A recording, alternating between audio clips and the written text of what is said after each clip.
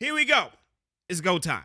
Okay. I'm going to show you how this session came about.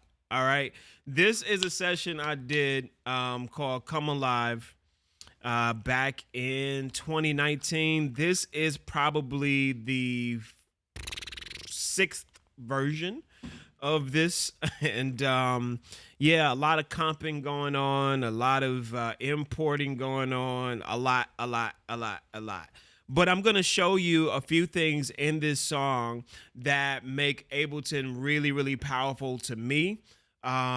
Especially when it comes to drag and drop, especially when it comes to grouping my tracks or summing my tracks. So if I say group, that pretty much means summing for me. And so those things really, really helped me to complete this. We were on a deadline, and this is actually the summation of two separate sessions. And when we originally recorded it, it was in 2018. At that time, All Nations Chicago was recording a project called Worship in the Wild. It was being produced by a guy named Ryan Booker, a great artist living in Chicago area. He's also the pastor of worship at Chicago South currently. And so I'm like, okay, I love the tune. That particular project ended up losing steam. And so when we got ready to record again, when Todd Dulaney came on as the worship pastor, we got ready to record again. I was like, we gotta pull that song. Like, we gotta use that. I want to make sure it doesn't die, right? That this song I felt was really strong, and it spoke to where we wanted to go as in terms of artistry, sonically, with All Nations. And so really excited about sharing this with you guys. I won't play the entire song. I'll just kind of go through some parts and some pieces. And so I'll play the intro. I may get into the transition into the verse a little bit, try to give a couple of production tips while I'm doing that. And then I'll show you kind of how Ableton helped me really save this song. This song almost ended up getting dropped from the album, which would have been weird because the album was called Come Alive. But Ableton saved our lives, okay? So let's play a little bit of this song. I'm going to play the part of the song that I probably want to spend the next 5 minutes on, and I may go to the next song. We'll just see what we have after this. So let's go. Here we go. This is the intro.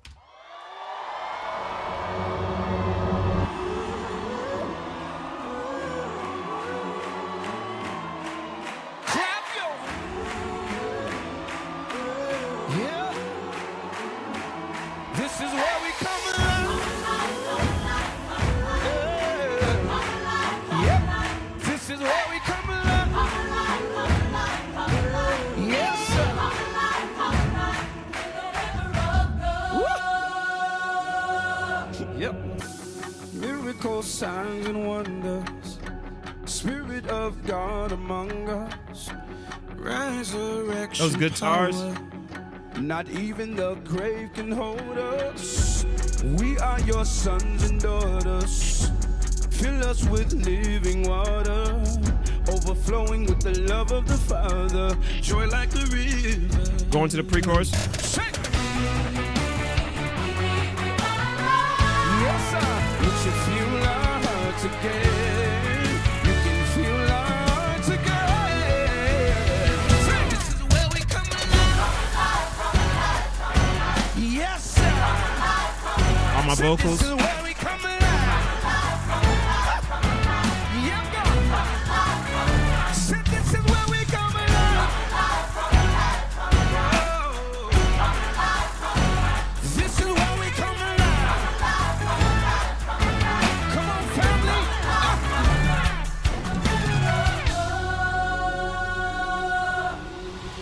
Yeah. All right, cool. And I'm going to go to the end because that's where the circus is. Let's go to the breakdown. We can do that. We can do it.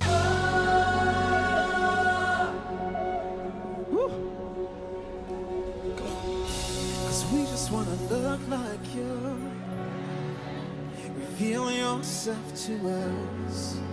Reveal yourself to us. Help me say we just wanna look like you. Reveal yourself.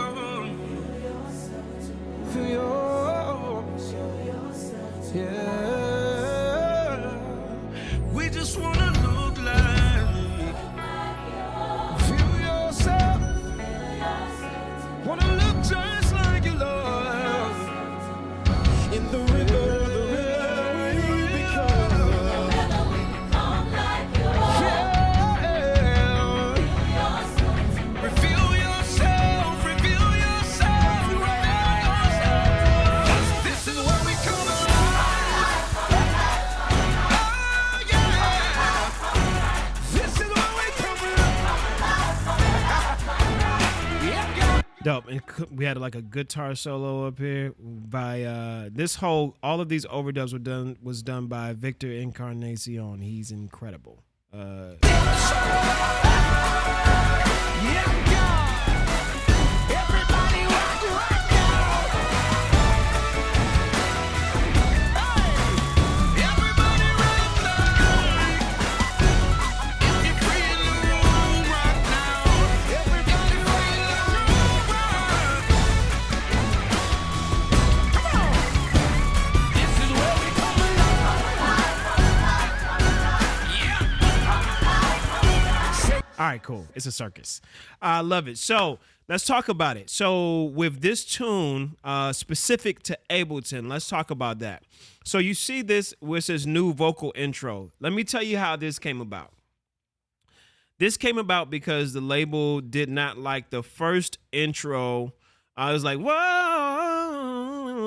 whoa. And we had like this huge drop there. And I thought it was really cool.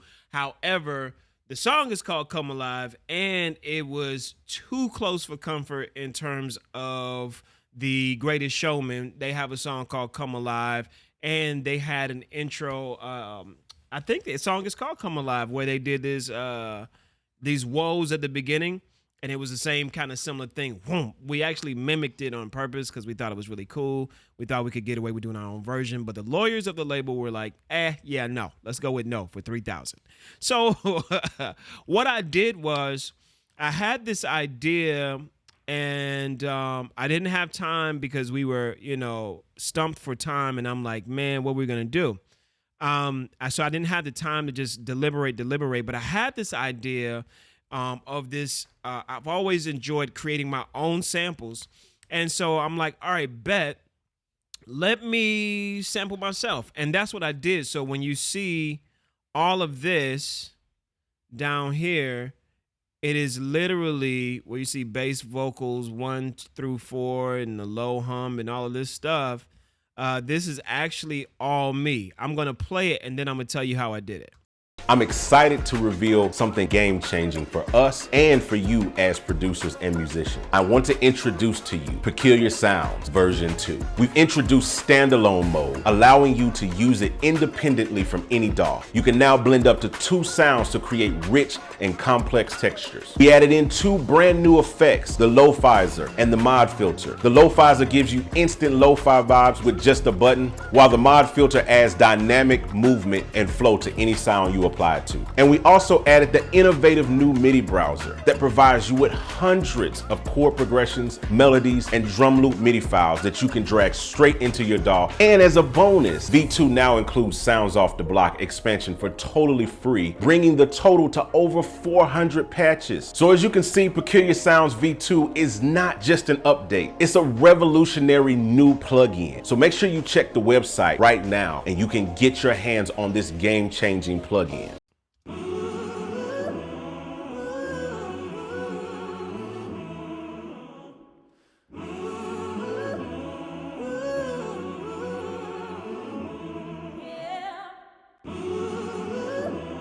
Okay, so let me tell you how I did it.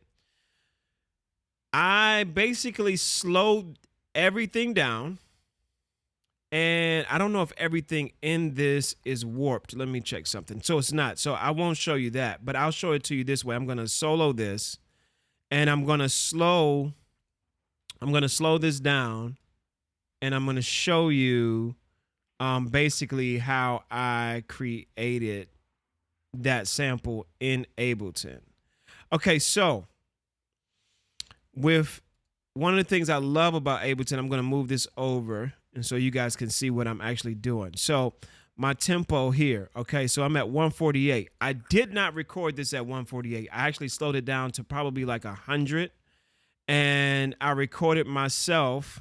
Some of it I actually recorded in a different key and changed the key and the tempo, and that's how you get that sampled flavor, right? So if you look, this is currently warped.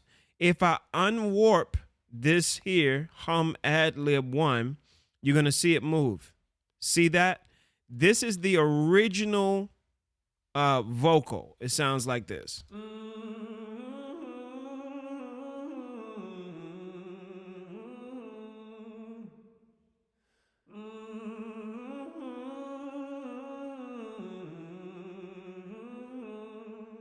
Okay, so that's the original.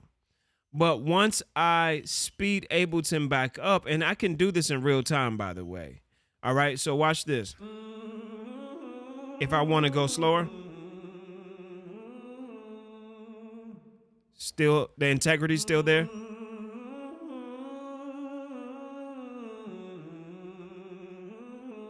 All right, that's one thing I love. Again, when you press play in Ableton, you don't have to stop. You can keep going until you're done. I love that.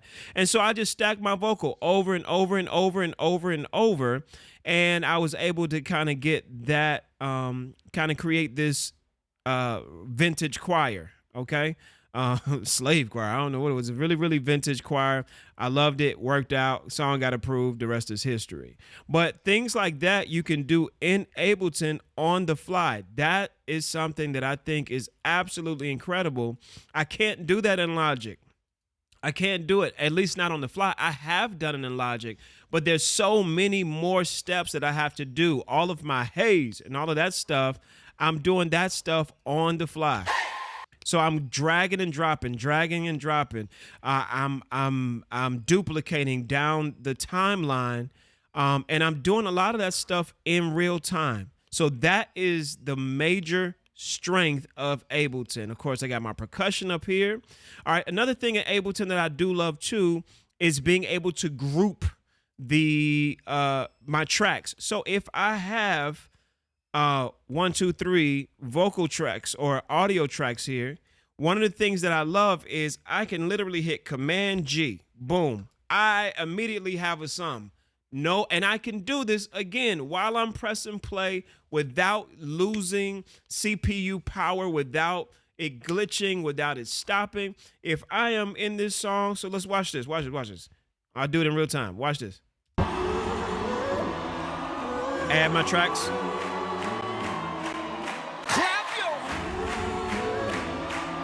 I'm still playing. Check this out. If I want to check out a film, I can go here. Yep. This is where we come alive. Yes, sir.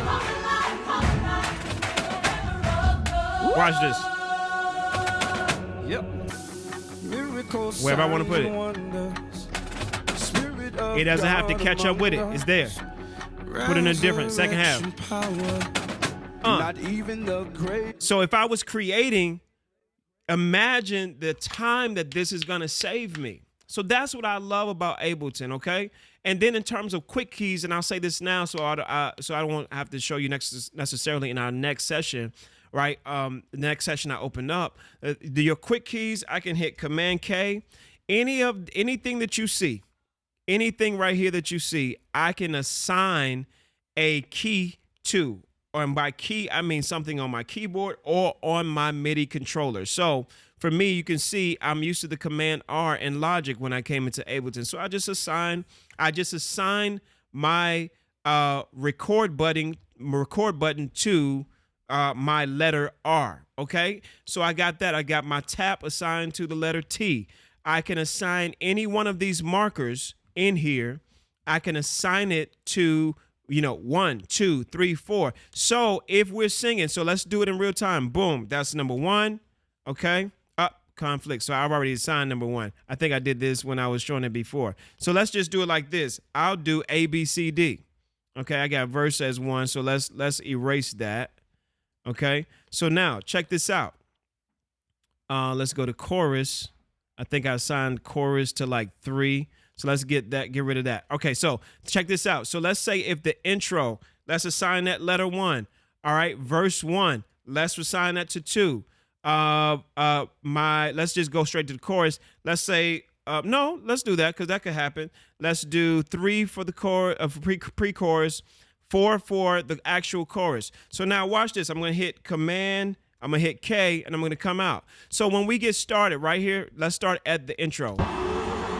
We're at the intro. Uh-oh, somebody lost count. Somebody lost count. We need more time. We're not ready to come in. Do it again. Let's go back to the intro. So I can, I think I signed it to intro chorus. So did I? Oh, I did. All right, so let's say, okay, chorus. Boom. I'll show it to you in this section. This is what we come along. Audience is hype. Yes, sir. Let's do it again. One more time, do it again. As many times as I need to. This is what we come along. Okay? Yes, sir. Hey, take me straight to the chorus. Take me straight to the chorus. Yes, sir. Now, if we were playing over that in a live application, that will only be loops, right? So the band can handle the transition into the next section, right? So to make it more smooth. But that's literally the power of Ableton. You saw I didn't have to stop, press, and play. The moment it goes to the next measure, it is ready to go. I love Ableton, and these are some of the reasons why, okay? Y'all, I want to thank you for making it to the end of this clip. We appreciate you watching this breakdown. If you want to see more videos like this, please feel free to check out the links right over here. If you want to take your production, mixing, or whatever to the next level, or check out some of the other products that we have, make sure you check the links down in the description and in the comment section of this video. All right, I appreciate you guys. We'll see y'all on the next one. I'm out. Peace.